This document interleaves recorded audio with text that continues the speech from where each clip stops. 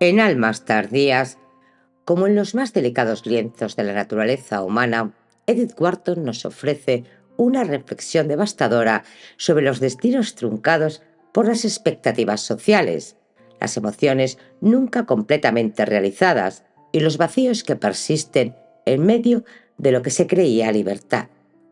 La historia de Lydia y Gannett, personajes que deambulan por Europa como dos almas sin ancla, es en esencia el retrato de la lucha entre el deseo de autenticidad y la aplastante mano de las convenciones. Lydia, nuestra protagonista, no es simplemente una mujer que ha desafiado al matrimonio, sino un alma que al hacer su vida ha comenzado a descubrir el verdadero coste de la libertad.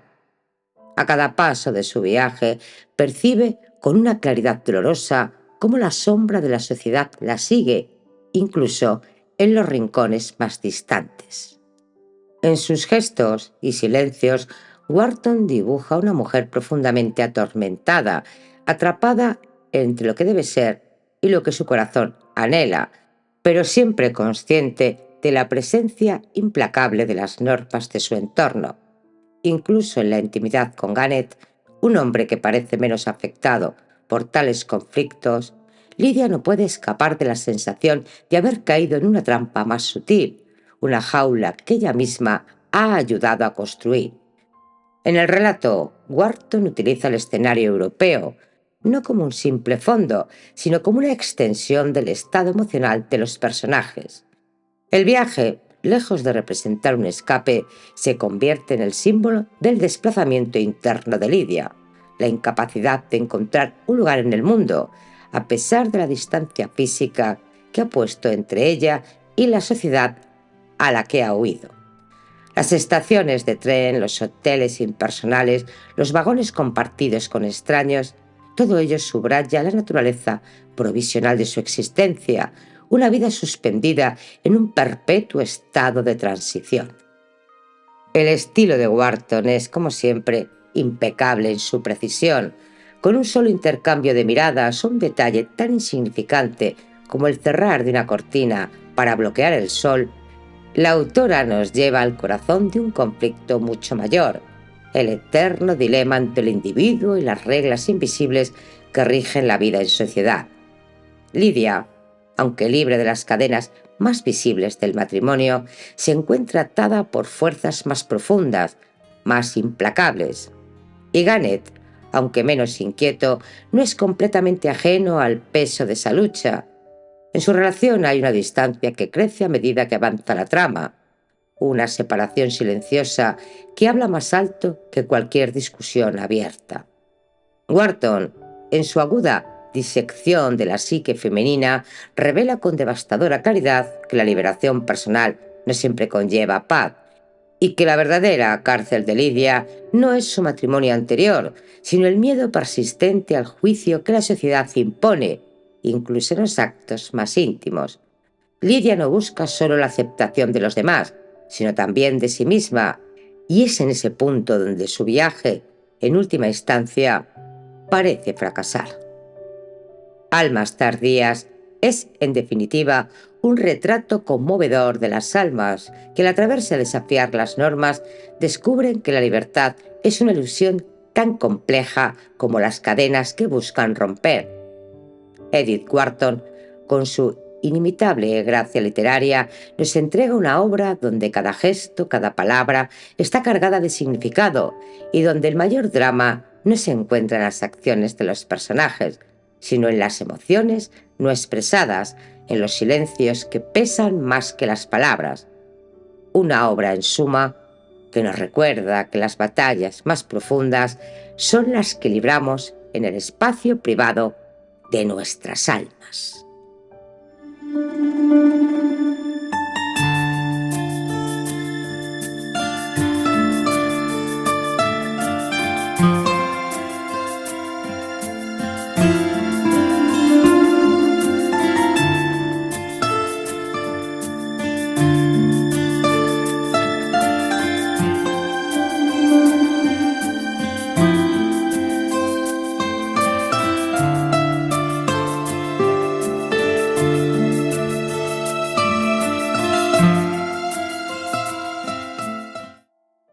Almas tardías, de Edith Wharton, narrado por Mónica, para el oído literal.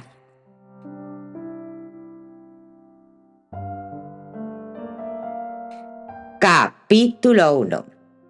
El vagón estaba completo cuando el tren partió de Bolonia, pero en la primera estación después de Milán, el único ocupante que quedaba, un individuo cortés que comía ajos de un morral, había abandonado su asiento, sembrado de migas tras un ligero saludo. Con un sentimiento de desazón, Lidia miró la espalda que se alejaba y la siguió con la vista hasta perderse entre una nube de vendedores y cocheros que pululaban por el andén. Luego observó de reojo a Ganet y percibió el mismo pesar en sus ojos. Al quedarse a solas, ambos se sintieron incómodos. «¡Partenza!», gritó el jefe de estación. Todo el convoy se estremeció al brusco cerrar de puertas. Un camarero corrió por el andén con una bandeja de bocadillos rancios y un mozo retrasado lanzó un bulto en un chal dentro de un vagón de tercera clase. De nuevo se oyó otro «Partenza», más breve, que indicaba el carácter puramente ornamental del primer aviso, y el tren se deslizó fuera de la estación. La dirección había cambiado y un rayo de sol caía directamente sobre el terciopelo rojo y polvoriento del asiento donde se hallaba, en un rincón. Allí estaba Lidia. Ganet no se dio cuenta. Se había vuelto a enfrascar en su revista de París y ella tuvo que levantarse y cerrar la cortina. En el amplio horizonte de su vagar sin límites, detalles como este cobraban cierta significación. Luego Lidia volvió a sentarse, dejando un amplio espacio entre su nuevo asiento y el que ocupaba Ganet. Al cabo de un rato, éste la echó en falta y alzó la vista. «No quiero que me dé el sol», se apresuró a explicarle ella. Él la miró con curiosidad. El sol se filtraba a través de las cortinas, bañándola con su luz. «Muy bien», le contestó plácidamente, y añadió: «¿No te importa?», mientras extraía una pitillera del bolsillo. Fue un gesto refrescante que le levantó un poco el ánimo. Después de todo, sí él podía fumar, pero el alivio fue solo momentáneo.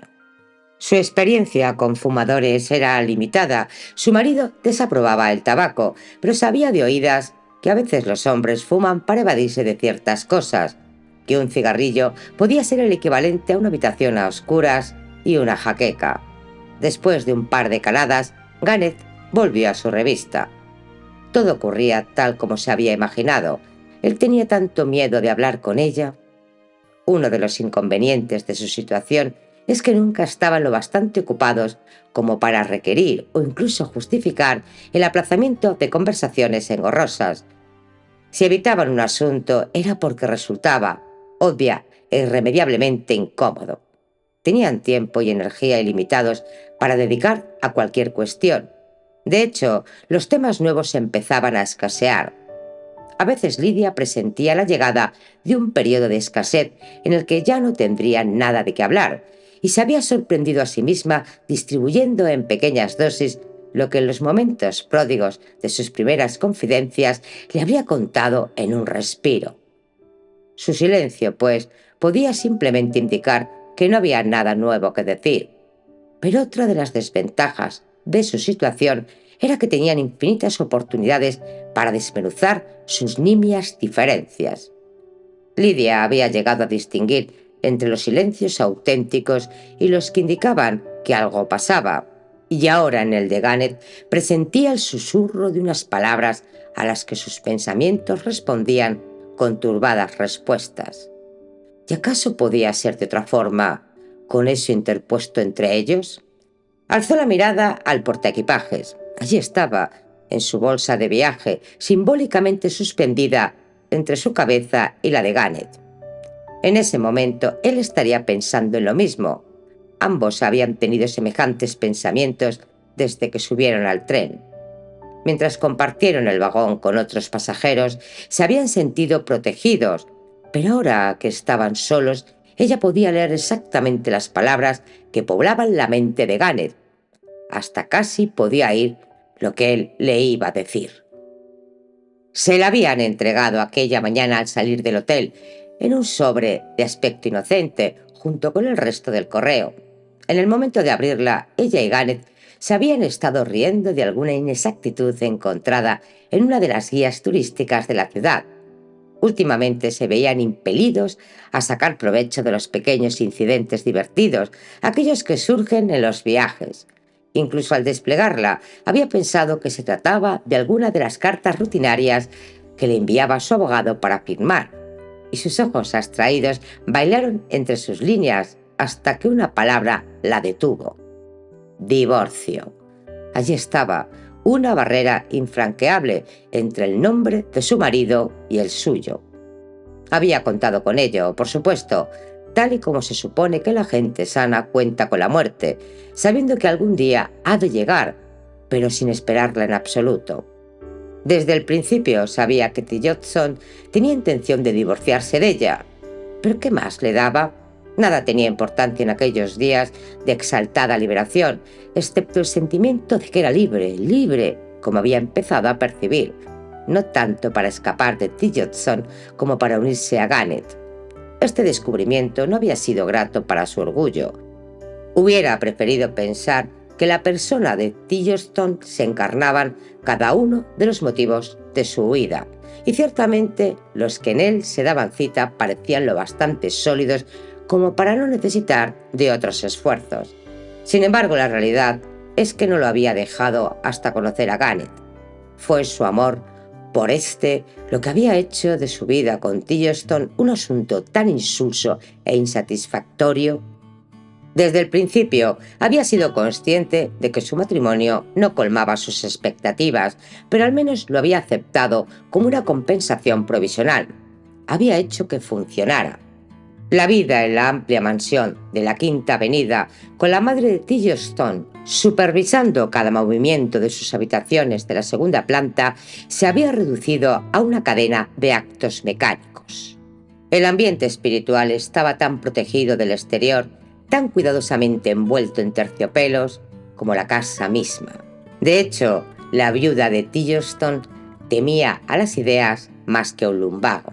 A esa gente precavida le gustaba una temperatura uniforme, y hacer algo inesperado era tan insensato como dar un paseo bajo la lluvia. Sin duda, una de las ventajas de ser tan rico es que uno no necesitaba exponerse a incidentes imprevistos. Siendo inflexiblemente metódicos y utilizando el sentido común, era posible hacer lo mismo cada día y a la misma hora. Tillotson, hijo ejemplar que nunca había dado a sus padres un minuto de preocupación, había mamado desde la cuna esa doctrina y se la había mostrado con reverencia a su mujer, dando testimonio de su importancia a través de una exquisita puntualidad en las comidas, la regularidad con que calzaba polainas los días húmedos y sus minuciosas precauciones contra ladrones o enfermedades contagiosas. Lidia, que había crecido en una ciudad más pequeña y que había entrado en Nueva York por las puertas de la mansión de los Tillotson, había aceptado sin reservas este punto de vista, que era tan incuestionable como tener en la iglesia un banco en primera fila y un reservado en la ópera. La vida de los amigos que frecuentaban la casa giraba en torno a ese pequeño círculo de prejuicios. Era la clase de sociedad en la que después de cenar las señoras comparaban los precios exorbitantes de los sueldos de los tutores de los niños y en la que convenían en que, pese a los nuevos impuestos sobre la ropa francesa, al final les compensaba comprarlo todo en Ward. Los maridos, mientras tanto, fumaban sus habanos, lamentando la corrupción municipal y decidiendo que los hombres más adecuados para hacer política eran los que no tenían intereses en el juego. Para Lidia, esta forma de vida nada había tenido de especial y durante mucho tiempo la consideró tan normal como asumir que el landó de su suegra fuera la única forma posible de desplazarse o escuchar cada domingo en su elegante parroquia la inevitable reprimenda por haberse sentido desganada el resto de la semana. Antes de conocer a Gannett, su existencia se le había antojado meramente tediosa, pero tras su llegada todo lo que la rodeaba cobró una apariencia vulgar y vacua, como en esos sombríos grabados de Crusat, en los que las figuras son grotescas y sus ocupaciones estúpidas. Es natural que Tillotson fuera quien más se resistiera con este cambio de miras. La proximidad de Garnet había hecho de su marido algo ridículo, y parte de ese ridículo recaía también en ella. Al aguantarlo se exponía a parecer obtusa y deseaba por todos los medios salir bien parada a los ojos de Garnet. Sin embargo, todo esto no lo llegó a vislumbrar hasta más tarde. Por aquel entonces simplemente creía que su capacidad de aguante había rebosado el límite. En la grandeza del gesto que suponía dejar Tillotson, la cuestión de si se divorciaba o no apenas contaba. Fue cuando reparó en que había dejado a su marido solo para estar con Garnet, cuando tuvo conciencia de las repercusiones que esto podría acarrear en su nueva relación. Al no querer saber nada de ella, aquel prácticamente la había arrojado a los brazos de Garnet. Era así como el mundo lo veía.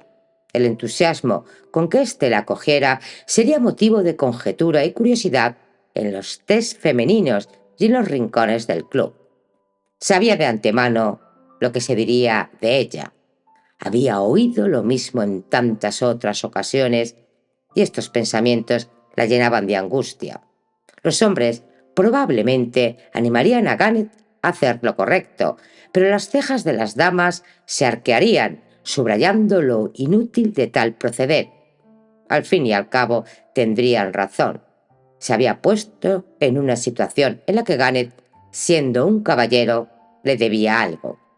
Estaba obligado a reparar el daño. Nunca se le había pasado por la mente la idea de aceptar una compensación semejante. Siempre le había parecido que en tales casos lo que entonces se llamaba una boda de rehabilitación era la única desgracia. Pero temía la necesidad de explicarse, de tener que rebatir sus argumentos, de calcular, a pesar de ello, el grado de insistencia con que él los presentara. No sabía lo que le daba más miedo, si que insistiera en exceso o demasiado poco. En un caso así, una no sabía dónde estaba el punto medio, y qué fácil era caer en el error de utilizar su resistencia para calibrar la sinceridad de su amante. Cualquiera que fuera la posición que adoptara, se veía abocada a hacer frente a una serie de implicaciones irónicas. Tenía la horrible sensación de haber caído en la trampa de una broma estúpida. Bajo estas preocupaciones acechaba con aprensión lo que él pudiera estar pensando. Sin duda, tarde o temprano, Garnet tendría que hablar, y la susceptibilidad de ella en este punto parecía agravarse por otro temor suyo, el del involucrado, sin querer, en las redes de su propia dependencia. Para Lidia, la única forma posible de mantener la dignidad en la relación había sido no caer en el papel de esposa posesiva, y sus ideas al respecto no habían variado. Sin embargo, se daba cuenta de que paulatinamente se iba volviendo más débil a la hora de tomar una decisión tajante, la de dejar a Garnet. No le costaba mucho pensar en ello siempre que la idea estuviera lo bastante lejos como para no tener que acometerla enseguida. Sin embargo, ¿acaso no era este acto de aplazamiento mental una forma de hipotecar su futuro? Lo que necesitaba era valor para reconocer el momento en que por alguna palabra o gesto su camaradería voluntaria se viera transformada en un yugo, tanto más pesado por cuanto no estaba basado en esos compromisos que hacen del más imperfecto de los matrimonios un centro de gravedad. Cuando el revisor abrió la puerta en la siguiente parada, Lidia se echó hacia atrás, como haciendo sitio a un esperado viajero, pero nadie entró y el tren reanudó su marcha a través de campos cuajados de flores. Empezaba a desear que Garnet hablara. Lo miraba furtivamente, medio dispuesta a retomar el asiento de enfrente, pero había un aire tan artificioso en su enfrascamiento que se detuvo. Nunca le había visto leer así, ensimismado hasta el punto de hacer imposible cualquier interrupción. ¿Qué podría estar pensando? ¿Por qué no quería hablar? ¿Acaso era su respuesta lo que temía? El tren se detuvo para dejar paso a un expreso y Garnet se asomó a la ventanilla. Luego se volvió hacia Lidia con una sonrisa. «Allí hay una vieja aldea preciosa». El tono natural de sus palabras mitigó la opresión de Lidia, devolviéndole la sonrisa. Esta cruzó el compartimento y se sentó a su lado.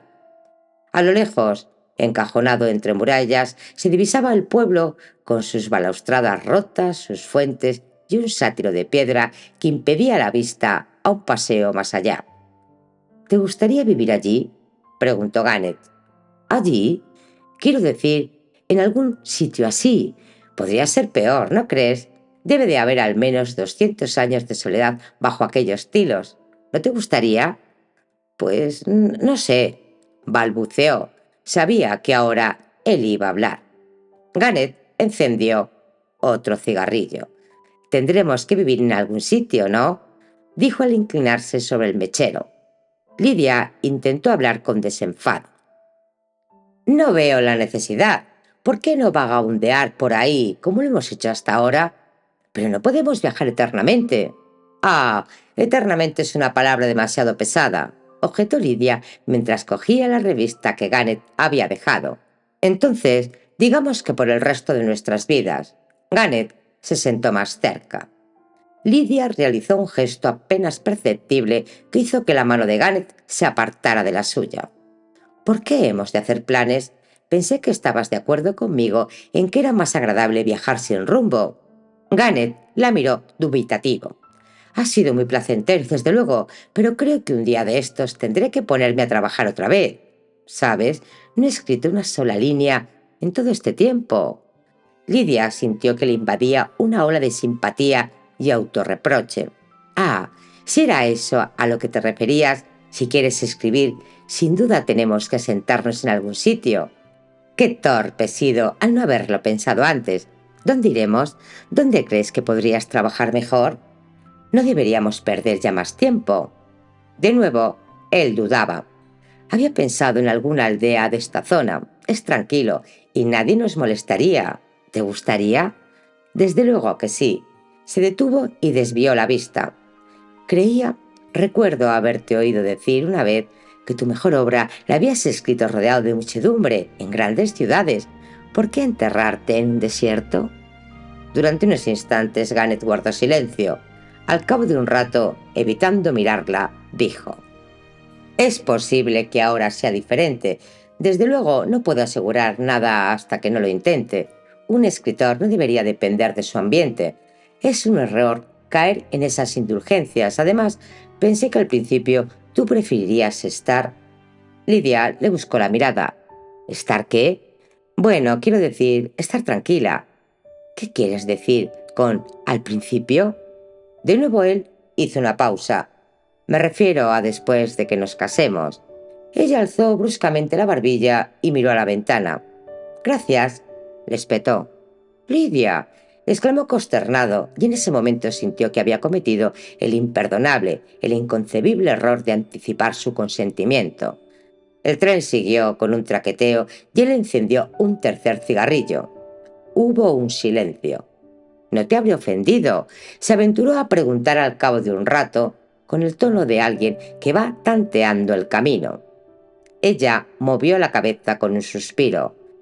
Creí que lo entenderías, le contestó.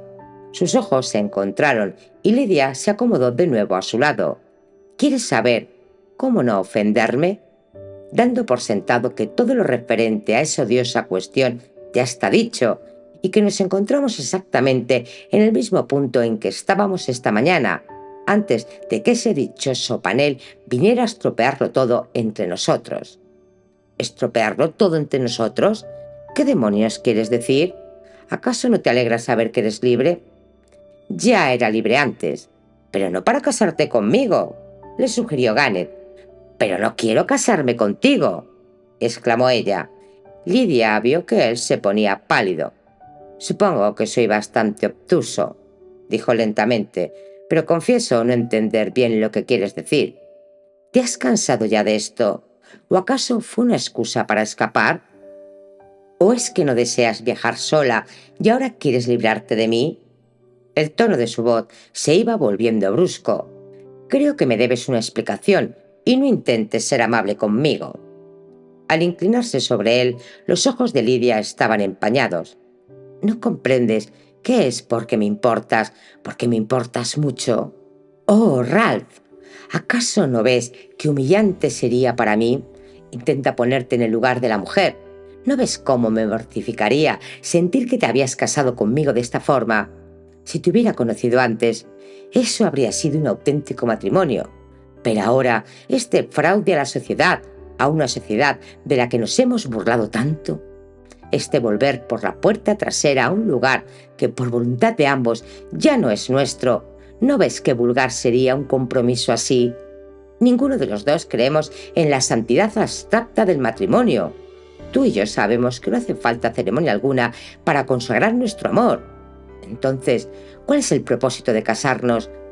A no ser el miedo inconfesable a perder al otro o el anhelo secreto de volver a recuperar la estima de esa gente de la que nos hemos reído, despreciado tanto. Y que esa misma gente, tras un intervalo de tiempo decente, viniera a cenar a casa. Mujeres que hablan de la indisolubilidad del matrimonio y que hoy me dejarían morir en un rincón porque llevo una vida pecaminosa. ¿No te repugnaría eso más que el que nos vuelvan la espalda ahora? Puedo soportar que me ignoren, pero no que vinieran a preguntarme cómo pensaba tratar a la infortunada señora de tal y de cual. Se detuvo y Gannett mantuvo un silencio perplejo. «Juzgas las cosas de manera demasiado teórica», le respondió lentamente. «La vida está hecha de compromisos. La vida que dejamos atrás, sí. De haber estado dispuestos a aceptarlos», se sonrojó, «hubiéramos seguido viéndonos en las cenas de la señora Tillotson». Él sonrió levemente. «No sabía que nos habíamos marchado para fundar una nueva ética de valores. Pensé que era porque nos queríamos. La vida es compleja, no cabe duda. Y no es este reconocimiento lo que nos separa de otra gente que la ve todo de una pieza. Si ellos tienen razón, si es verdad que el matrimonio es sagrado y que el individuo debe sacrificarse siempre al grupo, entonces no puede haber una unión conyugal auténtica entre nosotros, ya que nuestra relación simboliza una protesta en favor del individuo». Se interrumpió riéndose. «Ahora dirás que te estoy dando una lección de sociología». Sin duda todos actuamos como podemos o como debemos, movidos por toda clase de tramas invisibles, pero al menos creo que no debemos fingir estar de acuerdo con un credo que ignora la complejidad de los motivos humanos y que clasifica a la gente por signos arbitrarios. Tal vez sea necesario que el mundo se rija por convenciones, pero entonces, ¿por qué romperlas? Y si no creemos en ellas, ¿es honrado aprovecharse de las ventajas que éstas ofrecen? Gannett dudaba. Se puede creer en ellas o no, pero mientras rijan al mundo, solo a través de su protección encontraremos un modus vivendi. ¿Necesitan los proscritos un modus vivendi? Él se la quedó mirando sin saber qué decir.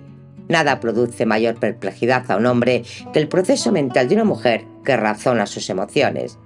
Lidia pensó que se había apuntado un tanto y prosiguió de forma apasionada. «¿Lo entiendes, verdad? ¿Comprendes cómo me humillaría todo esto? Prométeme que nunca hablaremos más de ello, que ni siquiera pensarás en ello», le imploró con numerosas palabras enfáticas. Lo que luego siguió, las protestas de Gannett, sus razonamientos y la promesa final de someterse a disgusto a los deseos de ella, dejó a Lidia con la impresión de que él apenas la entendía. Parecían haber alcanzado ese punto en una relación en la cual, por primera vez, el hombre parece obtuso y la mujer irracional. Pensándolo bien, fue la generosidad de las intenciones de Gannett lo que palió la escasa calidad de sus argumentos. Al fin y al cabo, hubiera sido peor, mucho peor, haber detectado una predisposición excesivamente rápida a comprenderla.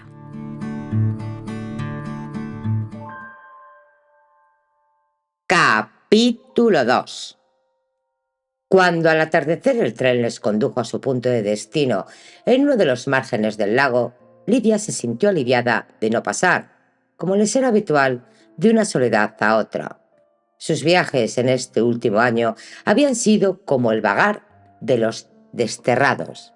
En su paso por Sicilia, Dalmacia, Transilvania y el sur de Italia habían evitado tácitamente a la gente de su círculo.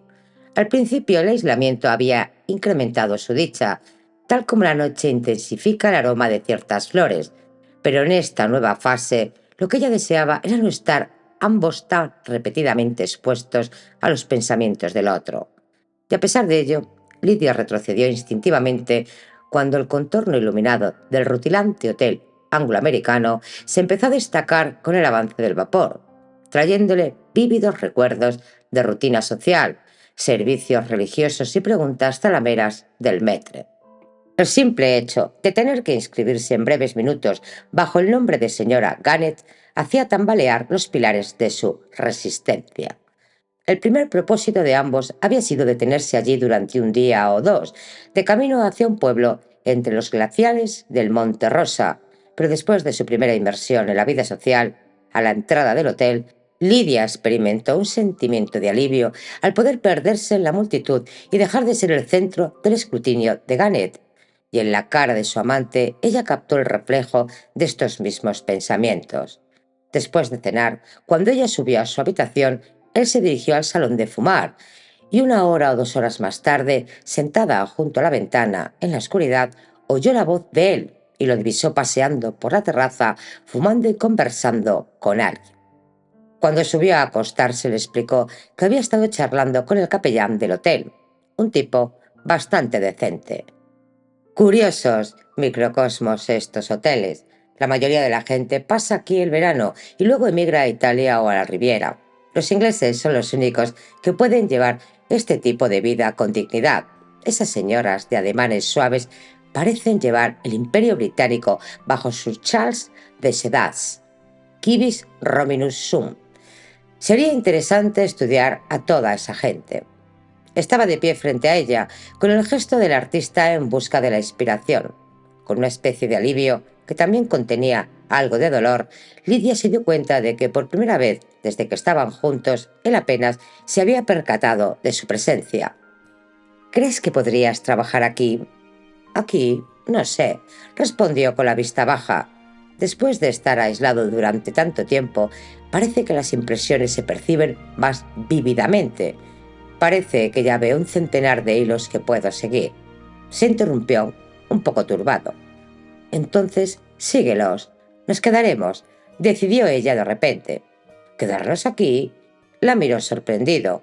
Luego, dirigiéndose a la ventana, desvió la vista hacia el jardín en sombras. ¿Y por qué no?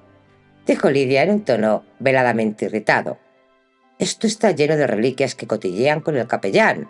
¿No te gustaría? La voz de Lidia se iba alterando. ¿Y crees que me iba a importar? No es asunto de nadie. Desde luego que no. Pero eso no cambia las cosas. Que piensen lo que quieran. Él la miró indeciso. Eres tú quien debe decidir. Nos quedamos, repitió ella. Antes de conocerse, Gareth se había hecho moderadamente famoso como escritor de relatos y de una novela que había alcanzado la distinción de ser ampliamente discutida. La crítica le calificó de prometedor y ahora Lidia se reprochaba por haber interferido en la realización de tal promesa. Todo era un poco irónico, pues Gareth le había asegurado 1 y 1000 veces que solo con el estímulo de su compañía podría sacar toda la creatividad que llevaba dentro, lo que había dado un toque vocacional al rumbo que había emprendido. Sin embargo, había momentos en que se sentía incapaz de asumir, ante la posteridad, la responsabilidad de ser un obstáculo en la carrera de él. Al fin y al cabo, él no había redactado una sola línea desde que estaban juntos, y su primer anhelo de escribir había surgido tras el primer contacto con el mundo. Entonces, ¿todo era un error? ¿Acaso la más inteligente de las combinaciones funciona peor que lo que el azar te depara? ¿O es que había otra respuesta aún más humillante a su perplejidad? El impulso súbito de escribir que Gareth había sentido coincidía tan exactamente con su propio deseo de alejarse por un tiempo del escrutinio de él, que ella se empezó a preguntar si no estaría él también buscando un santuario para refugiarse de dilemas agobiantes. Debes empezar mañana mismo, le dijo, disimulando con su sonrisa un vago temor. Y añadió, ¿estará lleno el tintero? Fuera lo que fuese el hotel Bellosguardo, no se podía negar que tenía, como decía la señorita Pinsent, un cierto tono, y era a Lady Susan Condit a quien debían ese inestimable privilegio, una prerrogativa que, en opinión de la señorita Pinsent, incluso superaba la ventaja de contar con pistas de tenis y capellán en residencia. Las visitas anuales de Lady Susan habían convertido el hotel en lo que era, y la señorita Pinsent era sin duda la última en desestimar semejante privilegio.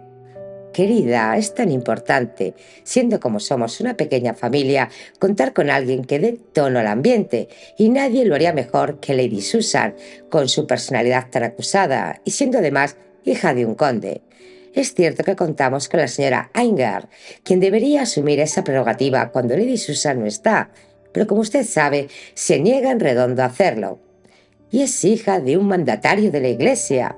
La vi una vez en el comedor ceder su sitio a unos sudamericanos. ¡Qué falta de dignidad! Claro está que luego Lady Susan estuvo con ella muy seca. La señorita Pinsent dirigió la vista hacia el lago, ajustándose el cuello. Estoy de acuerdo en que el listón que impone Lady Susan no siempre es fácil de alcanzar. Sé de buena tinta que al señor Croissant, nuestro querido propietario, le fastidia todo esto. Lo sé, porque nos lo ha contado a mí y a la señora Anger en privado. Después de todo, no se le puede culpar por querer llenar su hotel, ¿no le parece? Y Lady Susan es tan difícil con la gente nueva que casi se podría decir que la desaprueba antes de conocerla, solo al principio. Y eso que en alguna ocasión se le ha advertido. Una vez casi comete una tremenda equivocación con la duquesa de Levens.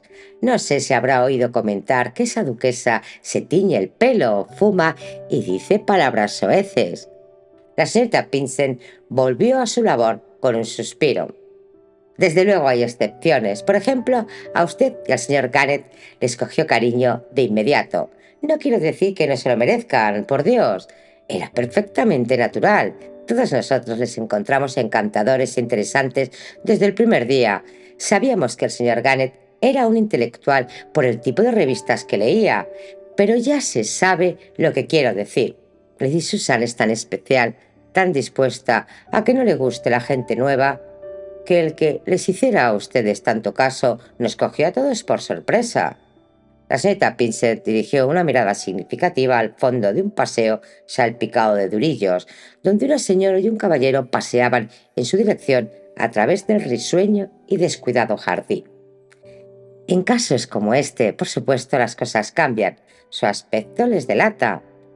Ella es muy atractiva, se aventuró a comentar Lidia mientras miraba a la mujer, que exhibía, bajo una sombrilla de vivos colores, una figura tan llamativa y alambicada como un cromo de Navidad. Eso es lo peor, es demasiado atractiva. Pero después de todo es algo que no puede evitar. Hay gente que lo intenta, contestó la señorita Pinsent, escéptica. ¿No cree que lo que hace Lady Susan es bastante injusto, teniendo en cuenta que nada sabemos de ellos? Pero querida, eso es precisamente lo que está en su contra. Es peor que cualquier cosa que pudiéramos saber.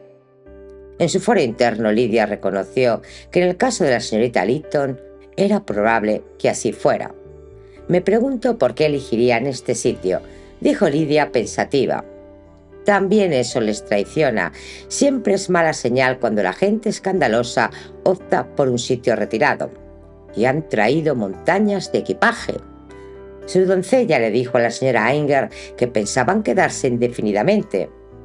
¿Es cierto que Lady Susan les volvió la espalda en el salón? Querida, dijo que lo hacía por nosotras. El pobre señor Croissant está de cuidado. Los Linton han alquilado la suite más cara, la de damasco amarillo que da al pórtico, y piden champán en cada comida. Mientras el señor y la señora Linton pasaban de largo, ambas permanecieron en silencio. Ella iba con gesto adusto y desafiante. El caballero, un joven robicundo, la seguía cabizbajo, como un niño reacio arrastrado por su institutriz. ¿Y su marido? ¿Qué opina de ellos, querida?, murmuró la señorita Pinsent cuando estos se alejaron. Lidia se agachó para coger una violeta al borde del sendero. No me lo ha dicho. Me refiero a si debe usted o no hablarles. ¿Lo aprobaría? Sé que los americanos de buena familia son bastante estrictos. Creo que lo que usted hiciera sentaría precedente. Sin duda, tendría peso con Lady Susan. Querida señorita Pinsent, me halaga demasiado. Lidia se levantó y recogió su libro y su sombrilla. Bueno, creo que debería estar preparada para cuando Lady Susan le pida su opinión, le previno la señorita Pinsent al despedirse. Capítulo 3. Lady Susan mantuvo su postura, ignoró a los Linton y toda su pequeña familia, como los llamaba la señora Pinsent, que siguió el ejemplo. Hasta la señora Inger convino en que era necesario. Si Lady Susan lo hacía por ellos, estaba claro que todos debían respaldar su decisión. Fuera lo que sintieran los Linton, al menos no tuvo el efecto de echarlos de allí. Después de un día o dos de ansiosa espera, el señor Croissant tuvo la satisfacción de ver cómo se instalaban en la habitación amarilla en lo que parecía un acómodo definitivo, almohadones de seda por doquier y una grata perseverancia en la adquisición de champán. La señora Linton arrastró sus tapicerías de Duquer por todo el jardín con gesto de desafío, mientras su marido, fumando innumerables cigarrillos, avanzaba penosamente tras ella. Ninguno de los dos, sin embargo, volvió a intentar relacionarse con nadie después de su primer encuentro con Lady Susan. Simplemente se limitaron a ignorar a los que les ignoraban.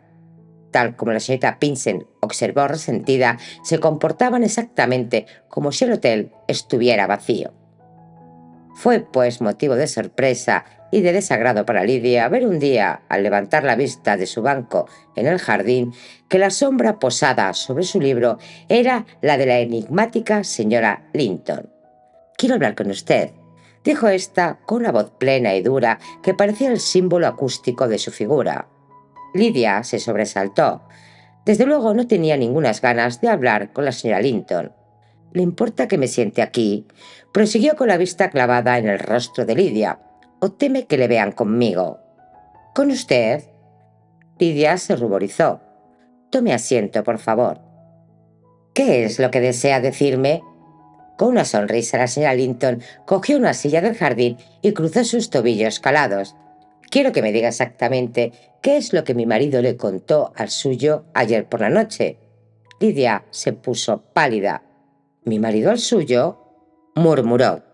«No me diga que no sabe que estuvieron encerrados durante horas en uno de los salones cuando usted se fue a dormir. El jovenzuelo no se acostó hasta casi las 2 y cuando lo hizo no le pude arrancar palabra. Nadie como él cuando quiere ser irritante». Sus ojos brillantes miraron a Lidia de manera persuasiva. «Pero usted me lo dirá, ¿verdad? Sé que puedo confiar en usted. Parece tan amable. Se lo pido por el bien de mi marido. Temo que se haya metido en algún lío y le dé miedo contárselo a su mujercita. Ellos no dejan de escribirle y ponerle en mi contra, y yo no tengo a nadie a quien acudir». Puso su mano en la de Lidia con un tintineo de pulseras. «Me ayudará, ¿verdad?». Lidia intentó sustraerse del brillo de su mirada. «Lo siento, pero creo que no la entiendo. Mi marido no me ha dicho nada del suyo». «¿Es eso cierto?». Lidia se levantó. «Ah, no quise decir eso. No me lo tome en cuenta. No ve lo preocupada que estoy». En efecto, Lidia vio que la boca le temblaba bajo su mirada implorante. «Ya no puedo más». La espléndida figura se dejó caer en la silla. «Lo siento tanto», repitió Lidia, esforzándose por ser amable. «Pero ¿cómo le puedo ayudar?». La señora Linton se enderezó bruscamente. «Descubriéndolo». «¿Descubriendo qué?». «Descubriendo lo que Trevenda le contó». «¿Trevenda?», repitió Lidia con asombro. La señora Linton se tapó la boca con las manos. «¡Ay, se me ha escapado! ¡Qué torpe soy! Pero suponía que sin duda estaba usted al corriente, que todos ustedes lo sabían. ¿De verdad no se ha dado cuenta de que él es Lord Trevenna? Yo soy la señora Cobb». Lidia reconoció los nombres. Habían protagonizado una fuga aparatosa que tuvo en vilo a todo Londres elegante unas 6 semanas atrás. «Ahora lo comprende, ¿verdad?», continuó la señora Cobb con voz suplicante. Sabía que lo entendería, por eso me acerqué a usted y supongo que él sintió lo mismo con su marido. No ha hablado con nadie desde que llegamos aquí. Su rostro se puso tenso de nuevo. Por lo general es terriblemente sensible. Dice que todo esto le ha afectado mucho, como si a mí no me hubiera afectado también. Pero cuando empieza a hablar, nadie sabe lo que puede llegar a decir. Sé que últimamente ha estado cavilando algo y he de averiguar el qué. Lo hago en beneficio suyo, por supuesto. Siempre le digo que yo solo pienso en su bien. Si me hiciera caso, pero últimamente está tan raro. No quiero ni imaginar qué estará tramando. ¿Me ayudará usted, querida? Lidia, que había permanecido en pie, miró hacia el jardín incómoda. Si se refiere a averiguar lo que Lord Trevenna le dijo a mi marido, me temo que es imposible. ¿Por qué es imposible? Porque deduzco que se lo dijo en confidencia. La señora Cobb la miró detenidamente, incrédula. Bien, ¿y qué? Su marido parece tan buen tipo. Cualquiera puede ver lo encandilado que lo tiene usted. ¿Qué daño puede hacer en sondearle un poco? Lidia enrojeció. No soy una espía, exclamó. ¿Una espía? ¿Cómo se atreve? La señora Cobb se acaloró. Ah, no es lo que yo quise decir. Por favor, no se enoje conmigo. No ve lo desgraciada que soy. Intentó un tono más suave. ¿Llama usted espiar el que una mujer ayude a otra? Y yo necesito tanto que alguien me eche una mano. Estoy fuera de mí con todo esto, de veras. Trevenna es tan chiquillo. Meramente un crío, ¿sabe? Solo tiene 22 años. Imagínase, más joven que yo, solo por unos meses. No dejo de repetirle que debe confiar en mí como si yo fuera su madre. Pero como si nada. Su gente no hace más que estar encima. Ya me conozco el percal. Están intentando separarlo de mí antes de que obtenga el divorcio. Al principio, él no hacía caso de sus cartas. Me las pasaba sin siquiera echarlas un vistazo, pero ahora no solo las dé, sino que además las contesta. Si supiera que anda tramando, le podría echar el freno. Él es tan inocentón, aunque también puede ser bastante profundo, pues hay veces en que no entiendo lo que dice. Sé que a su marido se lo ha contado todo, lo supe desde el momento en que le vi anoche. Y lo he de averiguar. Tiene usted que ayudarme. Se aferró a sus manos como si fuera un náufrago. Prométame que usted y su marido me ayudarán. Lidia intentó desasirse. Lo que me pide es imposible. Usted misma lo debe comprender. Nadie podría interferir en la forma en que pretende. La presión en sus manos se hizo aún más fuerte. No me ayudará. ¿De veras no me va a ayudar? Así es, por favor, déjeme. La señora Cobb le soltó las manos con una risotada. Muy bien, márchese. Por Dios, no deje que yo la detenga.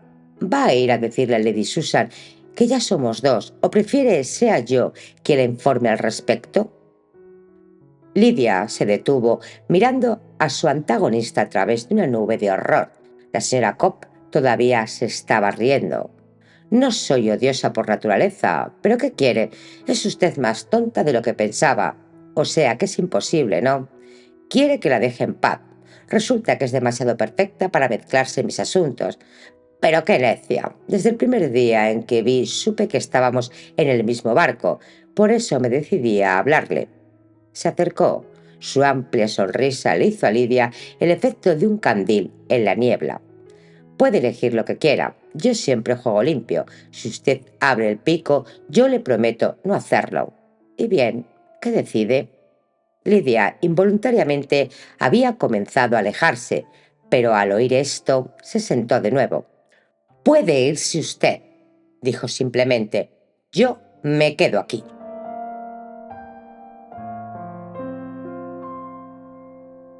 Capítulo 4. Permaneció largamente en el jardín, contemplando hipnotizada no el presente de la señora Cobb, sino su propio pasado. Aquella mañana temprano Grannet se había ido a dar un paseo. Había adoptado la costumbre de hacer excursiones a pie por las montañas con otros huéspedes, pero aunque hubiera estado con ella, no se lo habría podido contar de inmediato. Había tenido que lidiar consigo misma. Le había sorprendido comprobar hasta qué punto había perdido el hábito de la introspección en estos últimos meses. Desde su llegada al hotel Bellosguardo, ella y Gareth se habían evitado tácitamente. Dio un respingo al oír la sirena del vapor de las 3 que se acercaba al embarcadero, justo un poco más allá de la verja del hotel. Las 3. Gareth estaría al llegar. Le había dicho que volvería antes de las 4. Se levantó precipitadamente, apartando la mirada de la fachada inquisitiva del hotel. Aún no tenía ánimo para verle, no podía entrar todavía. Echó a andar por la parte más frondosa del jardín y tomó un sendero escarpado que llevaba a las colinas. Había anochecido cuando Lidia abrió la puerta de la sala de estar. Gareth estaba apoyado en el alféizar de la ventana, fumando un cigarrillo. El tabaco era ahora su principal aliado. No había escrito una sola línea desde que llegaron, hacía 2 meses ya, al hotel Bellosguardo. En este sentido, no había resultado ser el lugar más apropiado. Gareth se sobresaltó con la llegada de Lidia. ¿Dónde has estado? Empezaba a estar preocupado. Ella se desplomó en una silla cerca de la puerta. «En el monte», contestó con desgana. «¿Sola?» «Sí». Gareth apagó el cigarrillo. El tono de su voz hizo que ella quisiera verle la cara. «¿Quieres que encienda la luz?», sugirió. Lidia no respondió. Él levantó la tulipa del quinqué y arrimó una cerilla a la mecha. Luego le escrutó el rostro con una mirada ansiosa. «¿Ocurre algo? Pareces abatida». Ella permaneció sentada, mirando con expresión perdida a la habitación iluminada por la pálida luz del quinqué. Una luz que dejaba en penumbra los contornos de los muebles, el escritorio atestado de libros y papeles y las rosas y jazmines caídos sobre el mantel. Qué parecido a un hogar empezaba a resultar todo. «Señor, qué parecido». «Lidia, ¿qué ocurre?», repitió él. Ella se alejó de Gareth. Quitándose las horquillas, se acercó a la mesa, donde dejó su sombrero y la sombrilla.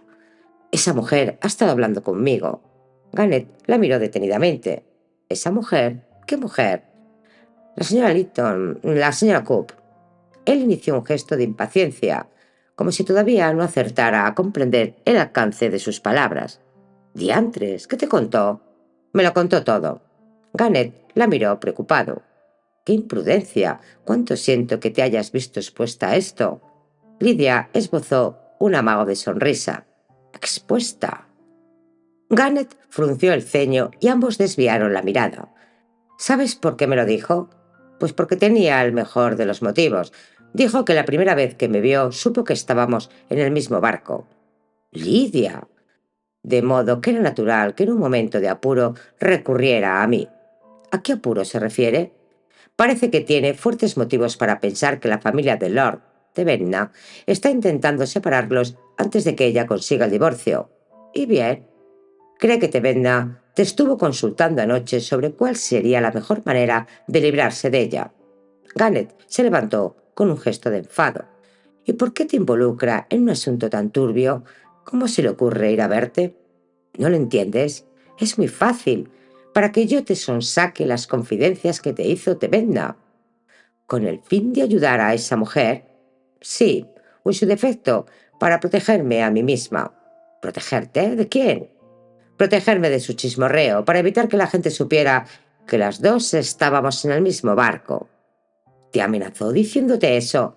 «Me dejó en la elección de decirlo yo misma o hacerlo ella por mí». «La muy canalla». Hubo un largo silencio. Lidia se había sentado en el sofá, al abrigo de la luz, y él se apoyó en la ventana. Su pregunta siguiente la sorprendió. «¿A qué hora ocurrió esto?». Ella le miró desconcertada. «No recuerdo, creo que después del almuerzo. Sí, debió de ser sobre las 3 de la tarde». Él avanzó hacia el centro de la habitación y Lidia pudo ver que el ceño de su frente se había disipado. «¿Por qué me lo preguntas?». «Porque cuando volví al hotel sobre las 3:30 estaban distribuyendo el correo y la señora Coop estaba allí esperando, como es habitual, a ver qué había para ella. Ya sabes que siempre anda pendiente del cartero. Estaba yo tan cerca que no pude evitar ver cómo le entregaban un gran sobre de aspecto oficial. Lo abrió en un abrir y cerrar de ojos, dio un vistazo a lo que había dentro y echó a correr escaleras arriba. Ni siquiera se paró a recoger el resto del correo. Después de leer ese papel, no creo que pensara en ti por un momento». «¿Por qué?». «Porque ha estado demasiado ocupada. Estuve en la ventana esperándote cuando el vapor de las 5 zarpó. ¿Y quién crees que iba a bordo? Maletas, neceseres, criado, doncella y perrito, de lanas incluido. Pues la señora Coop y Trevena, y no tuvieron ni hora y media para empaquetarlo todo. Tendrías que haberla visto. Iba radiante, estrechando manos por doquier, agitando el pañuelo desde arriba y distribuyendo sonrisas como si fuera una emperatriz. Si había habido una mujer que ha conseguido lo que quería en ese momento justo, ha sido ella. En una semana será Lady Trevena, ya lo verás. ¿Crees que ha conseguido el divorcio? Estoy convencido. Y se ha debido de enterar justo después de su charla contigo. Lidia permaneció callada. Al cabo de un rato dijo: estaba muy enojada cuando nos separamos. No le debió de llevar mucho tiempo ir a contárselo a Lady Susan Condit. Lady Susan no se ha enterado. ¿Cómo lo sabes? Porque cuando bajé un momento al vestíbulo hace media hora, me la encontré. Garnet se interrumpió sonriente. ¿Y bien? Y me paró para preguntarme si tú accedías a ser la madrina de un concierto benéfico que está organizando. Sin poder evitarlo, ambos estallaron en una carcajada. La de Lidia terminó en sollozos y se dejó caer en el sofá tapándose la cara. Garnet se inclinó sobre ella intentando cogerle las manos. «Es horrible, mujer. Debí de haberte advertido que te alejaras de ella. No me lo perdono. Pero Trevena me habló tan en secreto que nunca pensé... Bueno, ahora ya ha pasado todo». Lidia alzó la cabeza. «No lo creas. Para mí no ha hecho más que empezar». «¿Qué quieres decir?» Ella le soltó las manos con delicadeza y se acercó a la ventana. Luego prosiguió con la cara vuelta hacia la oscuridad luminosa del lago. «Me imagino que esto puede volver a pasar en cualquier momento». «¿El qué?» «Esto, el riesgo de que alguien lo descubra. Yo no creo que volvamos a tener la misma suerte, ¿verdad?» Él se sentó con un suspiro. Todavía con el rostro vuelto hacia la oscuridad, Lidia dijo: «Quiero que se lo cuentes a Lady Susan y a los demás». Garnet, que había empezado a acercarse a ella, se detuvo bruscamente. «¿Por qué deseas que lo haga?», inquirió al cabo de unos instantes, con menos sorpresa la voz de lo que Lidia estaba esperando. «Porque me he comportado de manera abominable desde que llegamos aquí. He dejado creer a toda esta gente que estábamos casados, mintiendo por cada poro de mi ser». «Sí, yo también he sentido lo mismo», exclamó Garnet con súbita energía. Estas palabras la dejaron sumida en una profunda agitación. Era como si todos sus pensamientos se hubieran desmoronado y yacieran en ruinas. «¿Tú has sentido lo mismo?» «Por supuesto que sí». Le habló en voz baja con vehemencia mal contenida. «¿Crees que me gusta engañar a la gente? Es despreciable». Se dejó caer en el brazo de un sillón y ambos se miraron como si fueran dos ciegos que de repente empiezan a ver. «Pero tú has sido feliz aquí», balbuceó Lidia. «Lo he sido, sin duda. ¿Tú no?» «Sí, y eso es lo peor de todo. Cuando llegamos pensaba que era por ti por lo que insistía en quedarnos, porque tú decías que aquí podrías escribir. Y quizá ese era el auténtico motivo, al principio, pero luego fue por mí, porque este sitio me encanta». Lidia se echó a reír. «Menuda contradicción.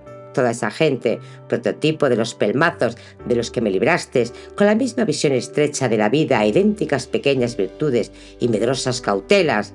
Toda esa gente es la que yo he querido encandilar, con la que me he querido relacionar y con quien he disfrutado de lo lindo. Le he dado coba a Lady Susan, he cotilleado con la señorita Pinsent y he fingido escandalizarme con la señora Enger. Menuda respetabilidad. Yo creía estar por encima de estas cosas y ahora resulta que son tan valiosas para mí que las he tenido que coger a escondidas». Dio unos cuantos pasos por la habitación y volvió a sentarse junto a Garnet con otro amago de risa. «Y yo, que me creía tan poco convencional, seguro que nací con una tarjeta de visita en la mano. Me tendrías que haber visto con esa pobre mujer en el jardín. Vino buscando ayuda porque se imaginaba, ilusa ella, que yo, al haber caído, como se suele decir, entendería mejor la angustia por la que estaba pasando. Ah, no, yo no. La pobre no me conocía. Lady Susan habría sido más amable porque no habría tenido miedo. La odié y lo único que me importaba era que nadie me viera con ella. Lo único importante para mí en esos momentos era no perder mi amistad con Lady Susan». Garnet permaneció en silencio. «Y a ti te ha pasado lo mismo», exclamó Lidia en tono acusador. Has disfrutado de la compañía de esa gente tanto como yo. Has dejado que el capellán te hablara durante horas de la soberanía de la ley. Y cuando te pidieron que pasaras el cepillo en la iglesia, te estuve observando. Querías aceptar. Se acercó más a Garnet y le puso la mano sobre el brazo. ¿Sabes? Empiezo a comprender para qué sirve el matrimonio. Sirve para impedir una proximidad excesiva en la pareja. A veces pienso que dos personas que se aman solo pueden salvarse de la locura gracias a las cosas que se interponen entre ellos.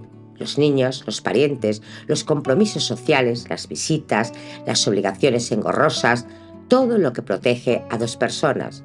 Nosotros hemos estado demasiado tiempo juntos. Ese ha sido nuestro pecado. Hemos visto la desnudez de nuestras almas. Se derrumbó de nuevo en el sofá, ocultando la cara entre las manos. Garnet estaba de pie frente a ella con expresión de perplejidad. Tenía la sensación de que una corriente implacable se la estaba llevando mientras él permanecía impotente en la orilla. Al cabo de un rato aventuró: «Lidia, no me consideres un bruto, pero ¿no ves que esto no funciona?» «Sí, lo veo», respondió ella sin alzar la cabeza. Su rostro se iluminó. «Entonces, mañana nos vamos». «¿Irnos? ¿A dónde?» «A París, para casarnos». Durante largo tiempo Lidia permaneció callada. Luego lentamente preguntó: «¿Nos aceptarían aquí si nos casáramos?» «¿Aceptarnos aquí?» «Quiero decir, Lady Susan y el resto». «¿Aceptarnos? Por supuesto que sí». «No si lo supieran, al menos salvo que quisieran fingir que no lo sabían». Él inició un ademán de impaciencia. «Desde luego no vendríamos aquí inmediatamente y nadie tiene por qué enterarse». Ella suspiró. «Entonces sería otra forma de engaño y una forma aún más baja. ¿No lo comprendes? Lo único que entiendo es que no tenemos por qué dar explicaciones a ninguna Lady Susan. Entonces, ¿por qué te avergüenza nuestra situación? Porque estoy harto de fingir que eres mi esposa cuando no lo eres, cuando no quieres serlo». Ella le miró con tristeza. «Y si yo fuera tu mujer, tendrías que seguir fingiendo. Tendrías que hacer como si yo no hubiera sido para ti otra cosa. Y nuestros amigos tendrían que disimular, hacer como si de verdad nos creyeran». Garnet dio un tirón brusco a la borla del sofá y la lanzó con gesto enojado. «Eres imposible», gimió. «Yo no. Lo que resulta imposible es estar juntos. Lo único que quiero es que veas que nada se arregla con casarnos». «Entonces, ¿qué nos queda por hacer?» Lady levantó la cabeza. «Dejarte». «¿Dejarme?» Garnet permaneció inmóvil, con la vista clavada en la borla que yacía en el otro extremo de la habitación. Al cabo de un rato, un cierto instinto de revancha por el dolor que ella le estaba infligiendo le hizo inquirir: «¿Y a dónde irías si me dejaras?» «¡Oh!», exclamó ella con una sacudida. En un instante Garnet estaba a su lado. «Lidia, Lidia, sabes que no quise herirte. No quise decir eso. Pero me sacas de mis casillas y ya no sé ni lo que digo. ¿No podrías salir de este laberinto de tortura? Nos está destruyendo. Por eso tengo que marcharme». «Qué fácil lo dices». Las manos de él buscaban las suyas y se las estrechabas. «Eres muy escrupulosa en lo que concierne a ti misma y a los demás, pero has pensado en mí. No tienes derecho a dejarme, a menos que hayas dejado de quererme». «Es porque te quiero». «Entonces te pido que me escuches. Si me quieres, no puedes dejarme». Ella le miró con expresión retadora. «¿Por qué no?» Garnet le soltó las manos y se levantó. «¿Te resulta posible?», preguntó con tristeza. Se había hecho tarde y la luz fluctuaba, dejando parte de la estancia sumida en la penumbra. Lidia se levantó con un estremecimiento y se dirigió hacia la puerta de su habitación.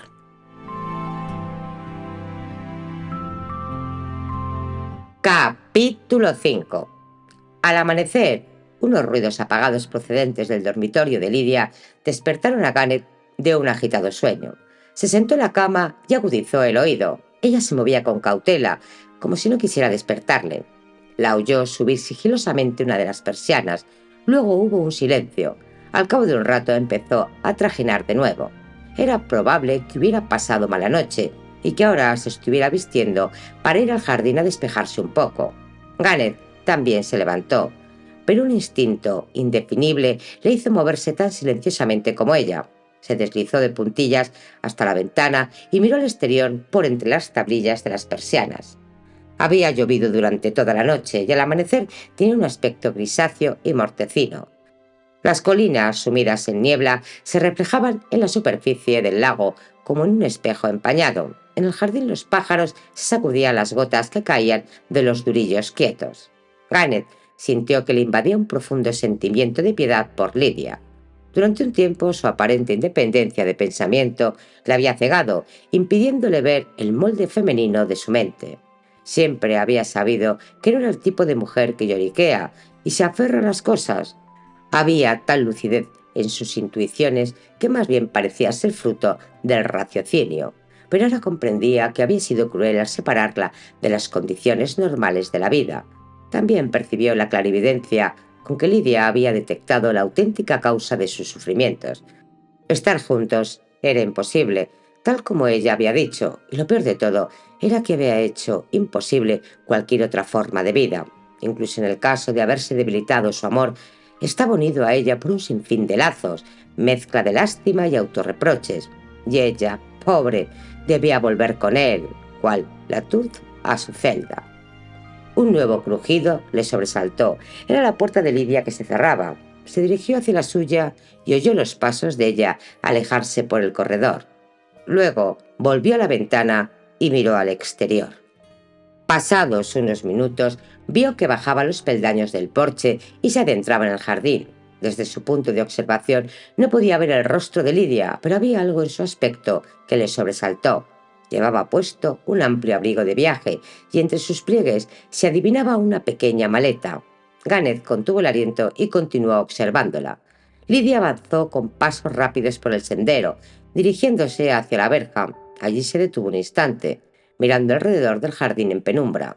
Bajo los árboles, los bancos de piedra estaban desiertos y parecía como si la soledad que la ceñía le daba fuerzas. Cruzó la glorieta hasta el embarcadero y luego vio cómo se detenía ante la taquilla de billetes. Ahora estaba adquiriendo uno. Garnet consultó su reloj. El vapor llegaría en 5 minutos. Tenía el tiempo justo de vestirse y alcanzarla. Sin embargo, no hizo ademán de moverse. Un oscuro sentimiento de resistencia le detuvo.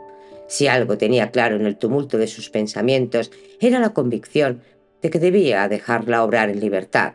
La noche anterior le había hablado de derechos. ¿Cuáles eran? Al fin y al cabo, él y ella eran dos seres, no uno. No había obligaciones, indulgencias o abnegaciones comunes que les unieran, sino que estaban atados por un torbellino de pasiones a las que se resistían y se aferraban mientras se hundían. Tras comprar el billete, Lidia se quedó inmóvil durante un instante contemplando el lago. Luego la vio sentarse en uno de los barcos cerca del lugar del atraque. En aquel momento ambos estaban a la espera del mismo sonido, el de la sirena del vapor bordeando el promontorio. Garnet miró de nuevo el reloj. Ya era la hora. ¿A dónde iría? ¿Qué sería de ella cuando la dejase? No tenía familia y contaba con pocos amigos. Había dinero de sobra, pero ella pedía tanto a la vida y de forma muy compleja e inmaterial. Se le antojó una mujer descalza andando por un pedregal baldío. Nadie la entendería, nadie se apiadaría de ella, y él, que sí lo hacía, no estaba en condiciones de poder ayudarla. Garnet vio cómo se levantaba y se dirigía hacia el margen del lago. Allí permaneció, con los ojos clavados en el punto donde el vapor había de hacer su entrada. Luego caminó hacia la taquilla, seguramente para preguntar por la causa del retraso. Volvió de nuevo al banco, donde se sentó cabizbaja. ¿En qué estaría pensando? Se oyó la sirena. Ella dio un respingo y Garnet sintió el impulso de precipitarse hacia la puerta, pero se detuvo y siguió observando. Continuó sentada, inmóvil, con la vista en la estela del vapor que se acercaba. El pequeño artefacto bordeó el promontorio, un objeto blancuzco sobre el agua color de plomo. Viró y poco después inició las últimas maniobras de aproximación al embarcadero. Los escasos viajeros que aguardaban, 2 o 3 campesinos y un cura de aspecto desaliñado, se agolparon cerca de la taquilla. Lidia permaneció alejada bajo los árboles. El vapor ya había atracado. extendieron la pasarela y los campesinos subieron al bordo con sus cestas de verduras en el brazo, seguidos del cura. Lidia no se movió. Se oyó una campana, luego un silbido agudo de vapor, y alguien la debió de llamar, pues se levantó y empezó a andar, como respondiendo a un requerimiento. Caminó despacio, con desganas, y al borde del embarcadero se detuvo. Garnet vio a un marinero impaciente que le hacía señas. De nuevo sonó la sirena y Lidia se adentró en la pasarela.